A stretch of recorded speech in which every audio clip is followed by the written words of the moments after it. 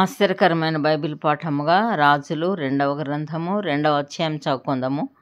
యెహోవా సుడిగాలి చేత ఏలియాను ఆకాశమునకు ఆరోహణం చేయింపబోవు కాలమున ఏలియాయు ఎలీషాయు కూడి గిల్గాలు నుండి వెలుచుండగా ఏలియా, యెహోవా నన్ను బేతేలునకు పొమ్మని సెలవిచ్చి ఉన్నాడు గనుక నీవు దయచేసి ఇక్కడ నుండుమని ఎలీషాతో అనెను. ఎలీషా, యెహోవా జీవం తోడు నీ జీవం తోడు నేను విడువనని చెప్పగా వారిద్దరును బేతేలునకు ప్రయాణం చేసిరి. బేతేలులో ఉన్న ప్రవక్తల శిష్యులు ఎలీషా యుద్ధకు వచ్చి, నేడు యెహోవా నీ యొద్ద నుండి నీ గురువును పరమునకు తీసుకొని పోవునని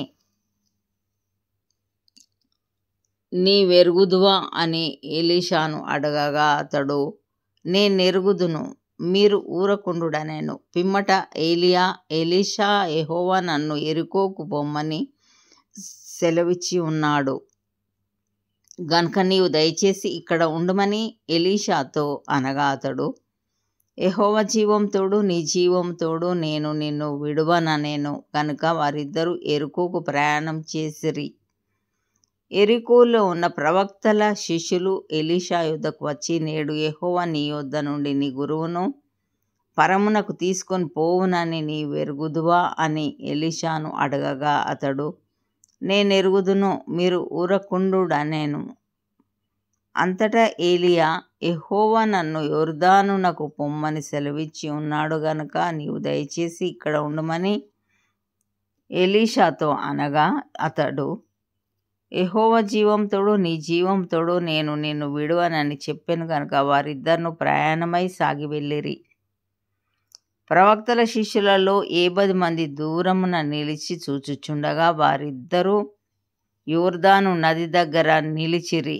అంతటా ఏలియా తన దుప్పటి తీసుకొని మడత పెట్టి నీటి మీద కొట్టగా అది ఇవతలకును అవతలకును విడిపోయాను గనుక వారిద్దరూ పొడినేల మీద దాటిపోయిరి. వారు దాటిపోయిన తర్వాత ఏలియా ఎలీషాను చూచి, నేను నీ యొద్ద నుండి తీయబడక మునుపు నీ కొరకు నేనేమి చేయకోరుదువో దానిని అడుగుమని చెప్పగా ఎలీషా, నీకు కలిగిన ఆత్మలో 2 పాళ్ళు నా మీదికి వచ్చునట్లు దయచేయమనెను. అందుకతడు, నీవు అడిగినది కష్టతరముగానున్నది.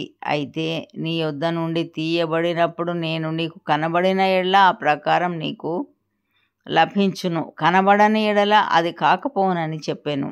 వారు ఇంకా వెలుచు మాట్లాడుచుండగా ఇదిగో అగ్ని రథమును అగ్ని గుర్రములను కనబడి వీరిద్దరిని వేరు చేసెను. అప్పుడు ఏలియా సుడిగాలి చేత ఆకాశమునకు ఆరోహణమాయెను.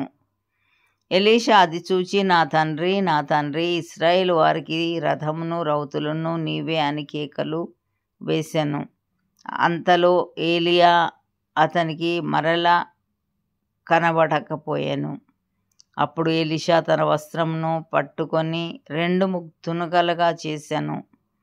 మరియు ఏలియా దుప్పటి క్రింద పడగా అతడు దాన్ని తీసుకొని యోర్దాను ఒడ్డునకు వచ్చి నిలిచి ఒంటి మీద నుండి క్రింద పడిన ఆ దుప్పటిని పట్టుకొని నీటి మీద కొట్టి, ఏలియా యొక్క దేవుడైన యెహోవా ఎక్కడ ఉన్నాడనెను. అతడు ఆ దుప్పటితో నీటిని కొట్టగా అది ఇటు అటు విడిపోయినందున ఎలీషా అవతలి ఒడ్డునకు నడిచిపోయాను. యెరికో దగ్గర నుండి కనిపెట్టుచుండిన ప్రవక్తల శిష్యులు అతన్ని చూచి, ఏలియా ఆత్మ ఎలీషా మీద నిలిచి ఉన్నదని చెప్పుకొని అతనిని ఎదుర్కొనబోయి అతనికి సాష్టాంగ నమస్కారము చేసి అతనితో ఇట్లనిరి, ఇదిగో నీ దాసులమైన మా యొద్ద 70 మంది బలము గలవారున్నారు. మా మీద దయ ఉంచి నీ గురువును వెదుకుటకు వారిని పోనిమ్ము. యెహోవా ఆత్మ అతనిని ఎత్తి ఒక పర్వతం మీదనైనను లోయ అందైనను వేసి ఉండునేమో అని మనవి చేయగా అతడు ఎవరిని పంపవద్దనెను. అతడు ఒప్పవలసినంత బలవంతము చేసి వారతని బతిమాలగా అతడు పంపుడని సెలవిచ్చాను గనుక వారు 70 మందిని పంపిరి.